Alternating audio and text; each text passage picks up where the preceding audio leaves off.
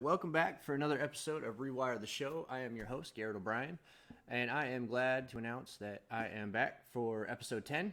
Um, I've had a lot of thinking and a lot of stuff go on the past couple of weeks that I've kind of looked at everything, regardless, well, not regardless, but kind of look at everything in a sense of, how do I really want to expand this show? How do I really want to expand what I'm doing here and kind of move in a way that it adjusts, but it also helps people? So I've actually been thinking of different things to be doing as far as making the show move forward. Um, I'm going to be talking about this actually leads into what I'm talking about today, which is being a part of something bigger. And when you sit here and look, at what is all going on with what we're doing, just in our own little bubble, we really don't take into account everything else that goes into what we're doing right now. Um, there's multiple things that lead us to avenues that we take, and like I said in some of my posts on Instagram, I just started acting again. I got back into the entertainment industry. I wasn't really prominent in the entertainment industry in the beginning. I kind of fell in love with it. When I met my second wife, and I took a class on acting and movement for animators, and I did a bunch of things where I decided to take that and I kind of mold that into where I'm at now. And like I said, all this ties in to become being a part of something bigger. The reason I say that is because just this past week and a half, 2 weeks, I got selected for a background actor role in a feature film that's going to be out in about a year and a half, 2 years. The interesting thing about that is I'm not going to go into detail with it. I'm not going to talk about it because, obvious reasons. But just looking at the set, looking at the people involved and how many people are involved in the background, how many people are involved, just to get that one picture on film, just that one little scene, it makes it brings your perspective into a whole new level.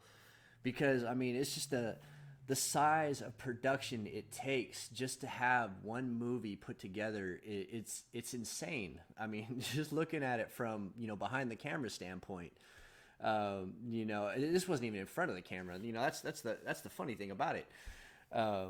Seeing how the sound people, all the camera crews, all the lights, all the backup production, the production, the PAs. I mean, the list goes on and on and on just with all that stuff.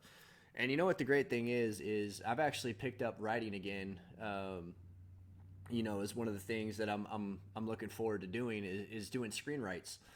Um, and like I said, all this stuff leads into what I'm talking about. I promise you. And just today we were out. Because the place I work at Heritage Theater, Gizzy's Eatery.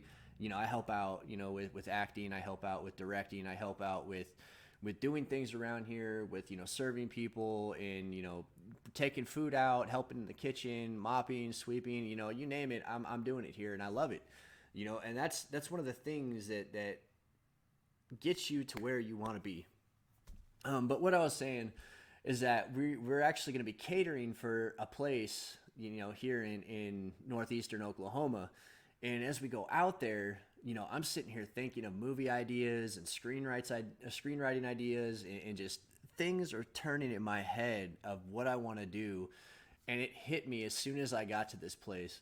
This place is probably the most amazing place I have ever been to. And it's crazy because I've actually dreamed about this place.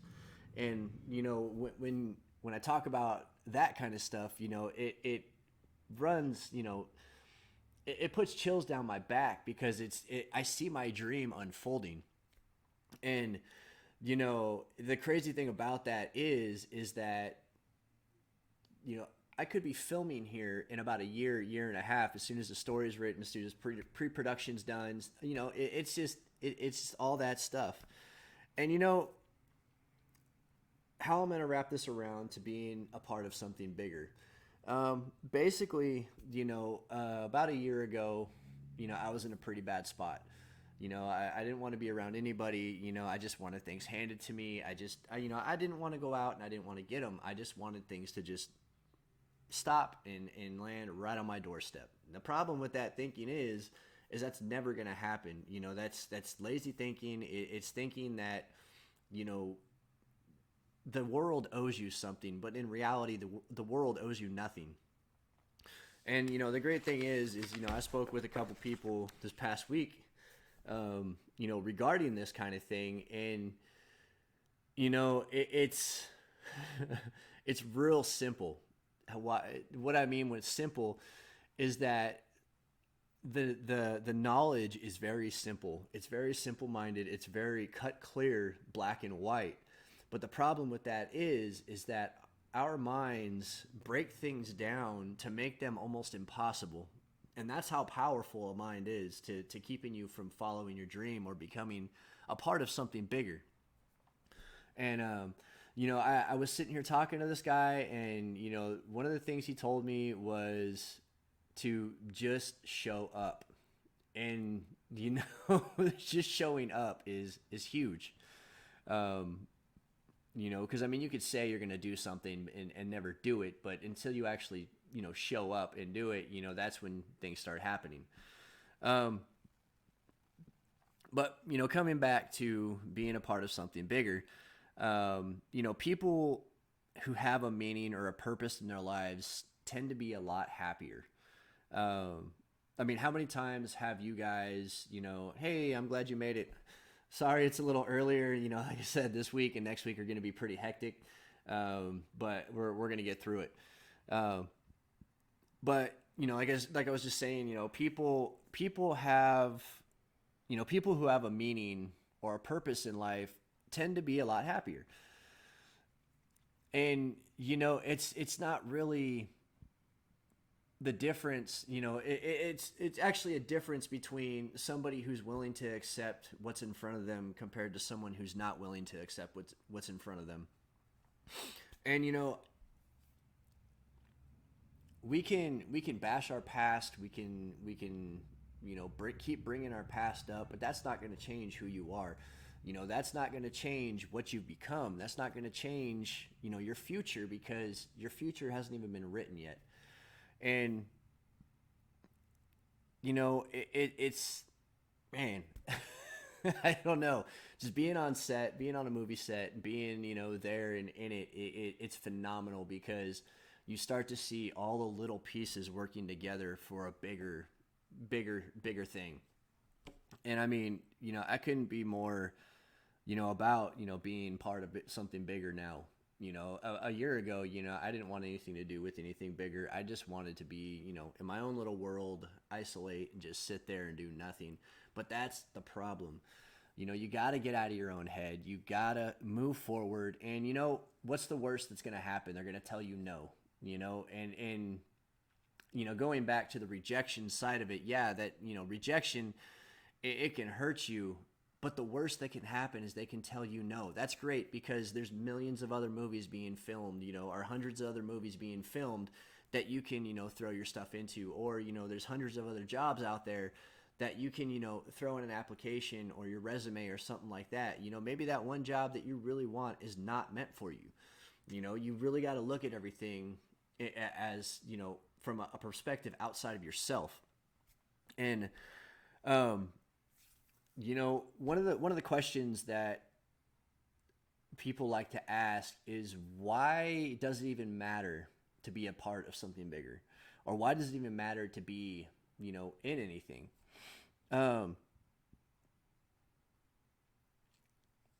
scientific research, I got all my stuff from a website called Action for Happiness. Like I said, I do my research before I come on here, because I like to have information readily available for you.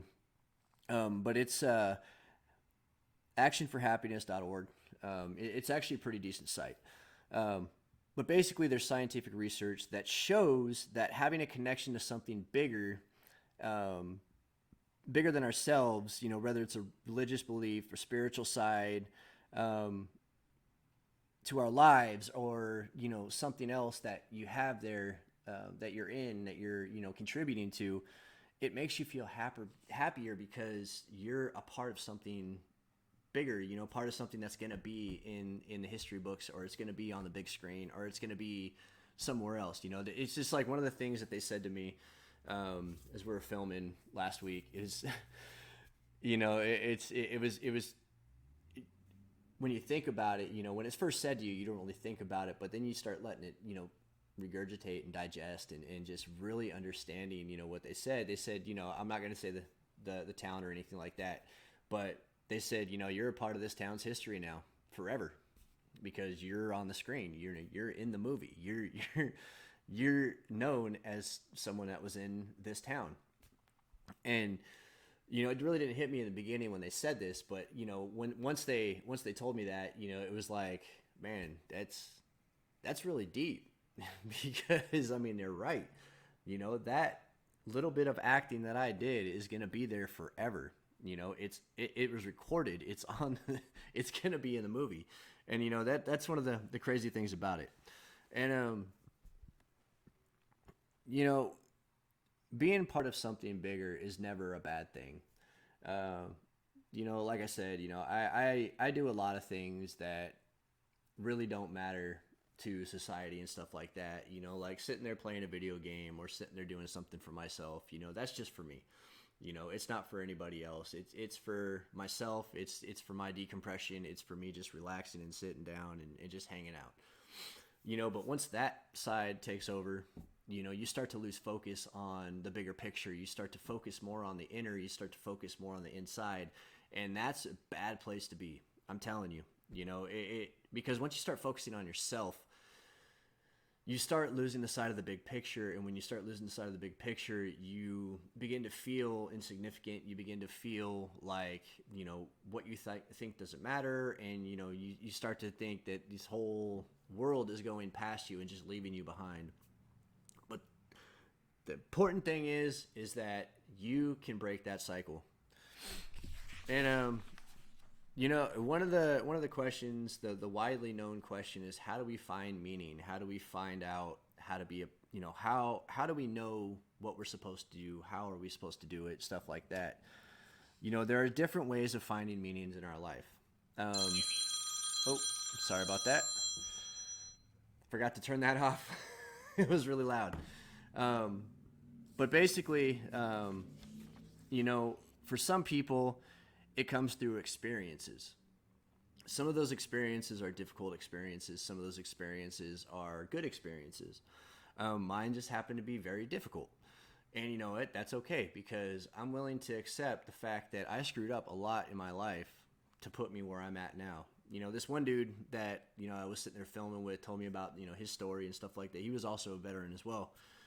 Telling me his story and the struggle he went through and the things that he went through to get to where he's at. And now he's been in 7 movies, and without that struggle, he wouldn't be where he's at today. And, that's one thing to remember, is that, look at your, don't live in your past, but look at your past as an education tool. Look at your past as a point in your life where you have been lower than you are today. And, it's a very important place to look in and just reevaluate where you're at today.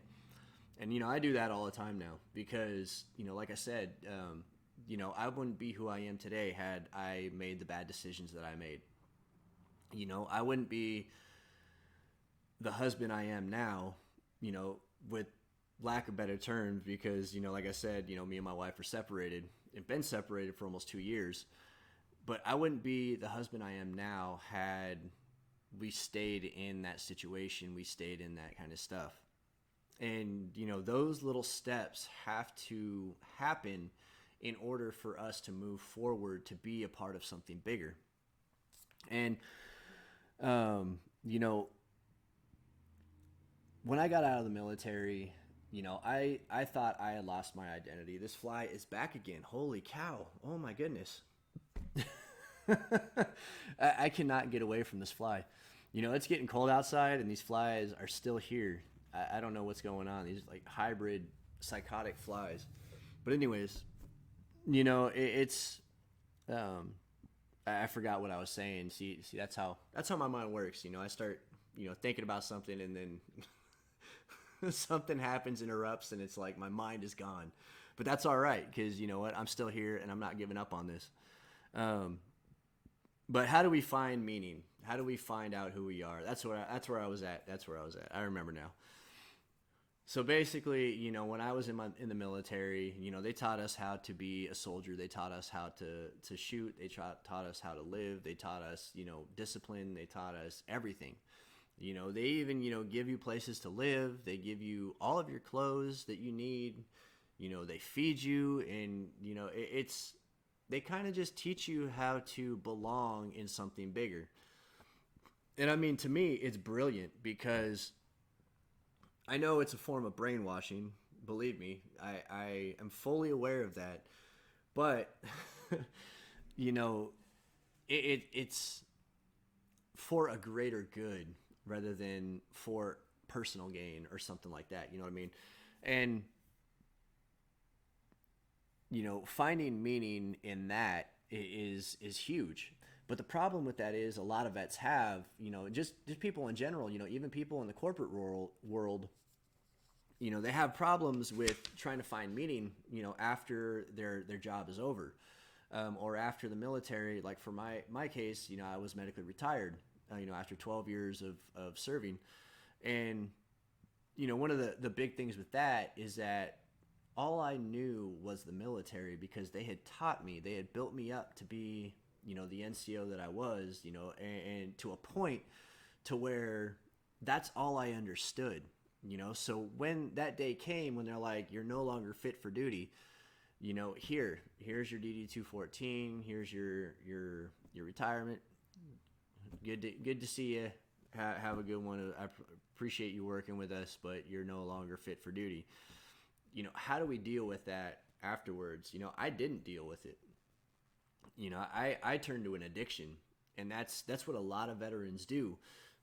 Even people in the corporate world, they go to drinking, they go to drugs, they go to, gaming addictions, stuff like that, and that's one of the big things that kind of eats away at us.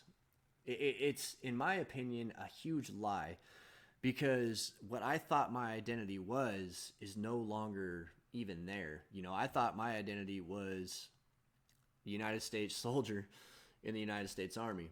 And you know what? That was my identity. They teach you to build you up. They build you up. They teach you how to be a soldier, but they don't teach you how to become a civilian in turn.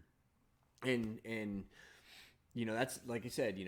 It can actually apply to the corporate world as well. They build you up to be a business person for this company, and then all of a sudden you're done. You have nothing left, and you're just, what are you doing? You can't get hired anywhere else or anything like that.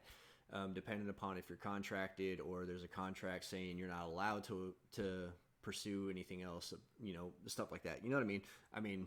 I'm probably mixing up my words here, but that's all right. But basically, I had sat for a year and a half. Yeah, it was about a year. No, it was actually about 2.5, almost 3 years that I sat thinking to myself, I'm not good enough to be anywhere else. I'm not good enough to be a part of something like that. I'm not good enough to be an actor. I'm not good enough to be an animator. I'm not good enough to do graphics. I'm not good enough, just the lies they keep pouring in. But the problem with that is you don't know until you actually go out and do it. And you know what the interesting thing is you can't sit back and accept those lies. You actually have to get out of your own head. You have to pick yourself up, and you have to go out there and do that. Getting therapy, I do recommend, whether it's corporate, whether it's veteran, whether it's, whatever kind of PTSD or depression or anything you have, going through some type of equestrian therapy or working with somebody who's EEL certified, or they have PATH certification for, teaching people with mental illnesses to, work through their stuff using equestrian therapy. And, I'm going to talk about equestrian therapy because, it did wonders for me. It helped me identify who I am. And that's one of the biggest things that you need to understand is you need to find out who you are. And you're not going to do that sitting in an addiction. You're not going to, do that stuck in a rut or anything like that. And, the great thing is about working with the horses, I've said it on my other shows before. Um, when it came to working with horses, there's a couple horses that kind of kicked my butt. And, this ties in with how do we find meaning? You know, the one horse that really kicked my butt, who I really didn't start to see the big picture, was the horse Hot Rod. And this is out at Stormwalker Ranch. Check that place out. That place is an awesome place. Stormwalkerranch.com. They're actually doing a huge harvest festival on the 31st.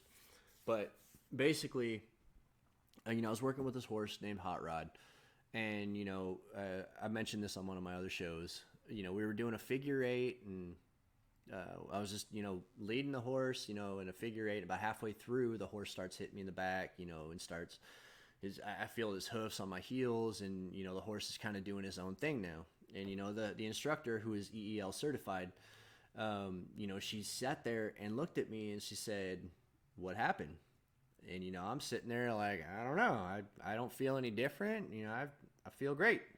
I don't know what's happening. The horse just stopped following me. And she just kind of sat there and was like, interesting. So, I sit there and I look through it, and, she starts mentioning, she's like, you were going through just fine. And then all of a sudden, about halfway through, you're done. The horse kind of just stopped following you. And I was like, light bulb went off right above my head. I realized in that point that I give up halfway through everything that I do and don't even realize it. That's huge. I mean, that was a huge breakthrough for me, because I look back at all the instances and all the situations where I did something that was great and then I ran away from them because it got too hard, or it wasn't working out the way I thought it was. And in order to protect myself, I'm the one who cut those ties and ran. And, working with that horse just helped me identify who I was a little bit more, and once you identify the things that you have been going through and identify the problems that you have, you can start working on those problems and identifying who you are in a bigger purpose. And, it was kind of interesting to me, because, my confidence just from that one thing skyrocketed, because I finally figured out one of the problems I've been having with my entire life. I would start something, and then I would quit, and then I would run. It's a constant cycle that we get stuck in, and we don't know how to get out of. And, I can tell you how to get out of it, but, my words don't come out sometimes normal, but that's all right, because I'm only human. But, it's, you have to show up. I'm going to start using that word, that phrase from now on, because I mean, the dude is right. You have to show up, because if you don't show up, what do you expect? It's going to fail if you don't show up regardless. The worst they can tell you is no. And you know what? I finally did it. I did headshots. I submitted my headshots for a couple movies. Of course, first couple ones, I didn't get anything back from it. But then all of a sudden, I got a call back for an extra role in a feature film, and I was like, score! This is awesome. All right, cool. And I show up, man, and I meet the actors. And I'm not talking about little actors either. I'm talking about big name actors. And I meet them. I mean, they're cool. They're real cool. They're people too. They don't want to be sit there and they just want to sit there and do their job. They just want to just hang out and just live. But looking at just the little piece that I was at, from my standpoint, had I not shown up, that would have halted their production of their entire movie. And that was the crazy thing about it. And I was like, I'm just a background actor. Like, what's the big deal? And that's the thing. It is a big deal, because, that one little piece for somebody else's vision for, that film was like, I need this right here. And it's really cool. I was watching the director's work and watching the other actors work, and it was really cool how they were placing everybody strategically on the set just to fill like blank spots and stuff like that, and moving vehicles and completely rearranging the set just to fill one little hole. It's interesting because you're sitting here looking at it from a perspective outside of that whole thing, that wow, there's a lot that goes into this. And you know what, had I not been here, I would never have even seen any of what really goes into it in just getting the bigger picture of the whole thing. Because I can guarantee this movie is going to be phenomenal. I'm gonna look at it on the big screen. I'm gonna be like, dude, that is freaking awesome. Because the little part that I was in, is just a small piece to fill the story. And like I said, being a part of something bigger. And for you, it might not be being in a movie. It might not be doing a show or anything like that. But think about the company that you work for. What you're doing is helping that company progress, regardless of where you're at. And that's one of the things that I used to tell people when I was out looking for a job, is that I don't even care what I do. You can give me a job cleaning toilets. I don't care. I just want to help. I just want to be a part of something. And that was within me, that always aching to get out, wanting to be a part of something. But again, the mind is a battlefield, and the mind is your enemy, to a sense, to want to keep you from doing those things. And I only got about 4 minutes left. I know I kind of went off of my paperwork and stuff like that, but just sitting here talking about just being a part of something bigger is huge. Because like I said, you have to look at things outside of yourself. And that is where we always get in trouble, is because when we start looking inside, we start looking within us, we see the negative, we see the hurt, we see the pain, we see the anger, we see all of the bad things that we're trying to keep from coming out. And it's just, it's hard to get past, but it can be done. I promise you that. I've done it. And, like I said, I wouldn't be here talking to y'all today, if I wasn't. And, it's just, there's a lot that goes into the things if you really look around. There's so much detail going on around you. You just have to look. And, one of the good things, one of my old pastor, I don't think he's a pastor, I think he's a teacher. But one of my old teachers said is that, oh, I lost it. Oh man, was it 0 for 10 today? No, but one of the things that,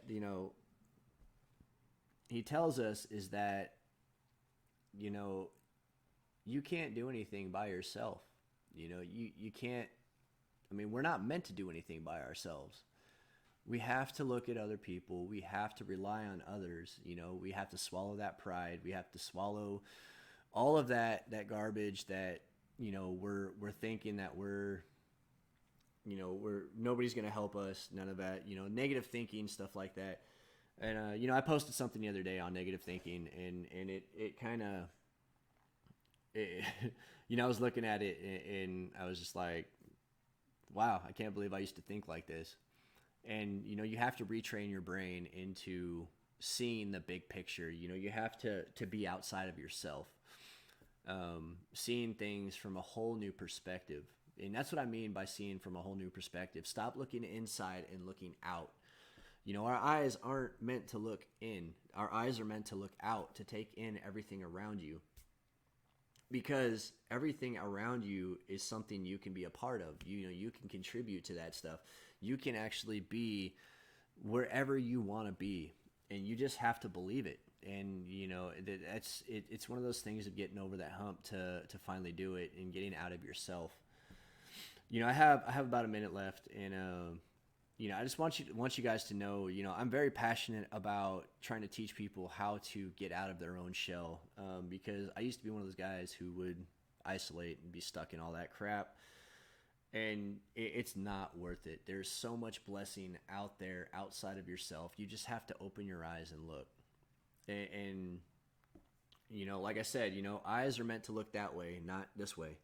So, you know, use your eyes and stuff like that. I remember what it is. I know it's 5:30, but I remember what he said. Dang it, I lost it again. This is where my mind is at today. Oh man, I guess I'm not meant to say it, but I'll probably end up posting something about it on Instagram or something like that. But anyways, thank you guys for joining me. Thank you for, you know, the few of you that are with me. Thank you for being a part of this little show that I have. I'm going to start switching it and changing gears into doing, you know, some more entertainment stuff and bringing more people on and talking about some other kind of things as well. But I appreciate you guys coming and hanging out. You know, I love you guys. Keep on going strong and don't give up. I promise you things will get better. All right. Love y'all. See ya.